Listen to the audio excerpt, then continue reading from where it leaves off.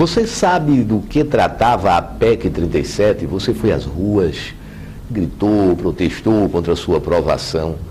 E muitos de vocês talvez não conheçam o conteúdo da PEC 37. A PEC 37 tratava exclusivamente de estabelecer a competência privativa para a condução da investigação oficial como inerente à autoridade de polícia judiciária. Ocorre que a própria Constituição Federal, ao estabelecer a competência das polícias federais, no seu artigo 144, no parágrafo 1º, inciso 4º, ele estabeleceu que a Polícia Federal tem a competência exclusiva da condução dos inquéritos. Então, na órbita federal não havia muita dúvida, como efetivamente não há, e a Polícia Federal tem trabalhado a contento, desbaratado fraudes, desbaratado desvios de verbas públicas, está aí operações de grande repercussão nacional, sempre sob o controle do Ministério Público. Ocorre que, ao estabelecer as funções inerentes às polícias civis, no parágrafo 4º do mesmo artigo 144, esse dispositivo constitucional, ele não deu a competência exclusiva à autoridade de polícia civil, autoridade de polícia judiciária a nível dos estados. Então começou a surgir a dúvida.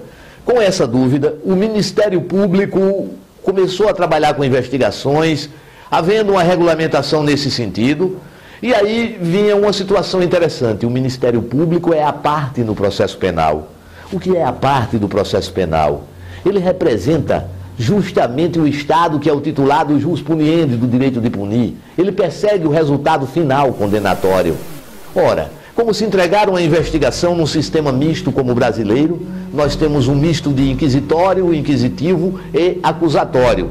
No sistema inquisitivo ou inquisitório é o inquérito policial, onde ainda não há uma acusação. A ideia do nosso sistema da processualística penal é que nessa primeira fase uma autoridade descomprometida com o resultado pudesse de uma forma imparcial apurar, sempre sob o controle do Ministério Público. E aí as suas conclusões em relatório são enviadas ao magistrado e o juiz competente encaminha ao Ministério Público. Aí o Ministério Público analisa, ele que já exerceu o controle externo, a fiscalização indireta dessa atividade de polícia judiciária. Ora, a PEC vinha estabelecer que essa competência de conduzir a investigação oficial seria, como é da Polícia Federal, seria também das polícias estaduais, mas que não estariam soltas. Argumentos como a polícia é corrupta são argumentos populistas. A polícia não é uma pessoa. A corrupção é inerente ao ser humano. Autoridades corruptas existem em qualquer órbita. Profissionais corruptos existem em quaisquer profissões. Mas você não pode falar que uma entidade, uma instituição ou uma profissão é corrupta ou não. Não existe instituição incorruptível. Existem pessoas incorruptíveis. Esses argumentos são tudo menos jurídicos. Entretanto, apesar da PEC ser rejeitada, essa grande desconhecida para a maioria da população, eu em debates no Facebook ouvi uma senhora sustentar que a PEC 37 precisava cair porque o povo precisava de educação, saúde e alimentação. A PEC não trata diretamente de nenhum, não tratava, já que foi rejeitada, não tratava diretamente de nenhuma dessas situações básicas, necessárias, essenciais à sociedade. Ela simplesmente regulava o controle da investigação oficial. E com isso não se afastava a possibilidade do Ministério Público investigar paralelo, como o advogado investiga, como qualquer pessoa pode investigar, mas sem o poder de polícia. Imagine o senhor, imagine a senhora, amanhã ou depois, uma testemunha que foi conduzida pelo Ministério Público, que foi intimidada com a proposta, a possibilidade de ser presa e beneficiada com a condição de não ter sido presa, vir a depor num processo onde encontra pela frente como parte adversa aquele que a intimidou.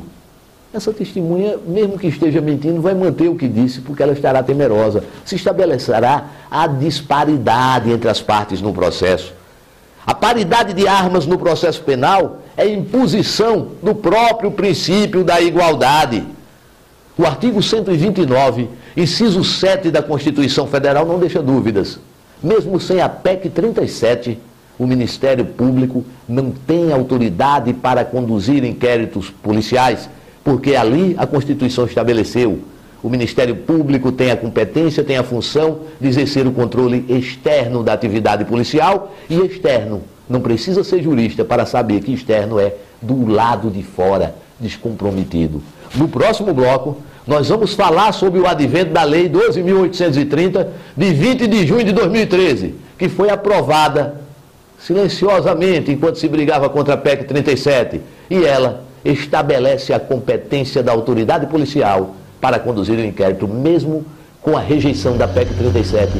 Nós veremos que o Ministério Público não pode conduzir inquérito policial.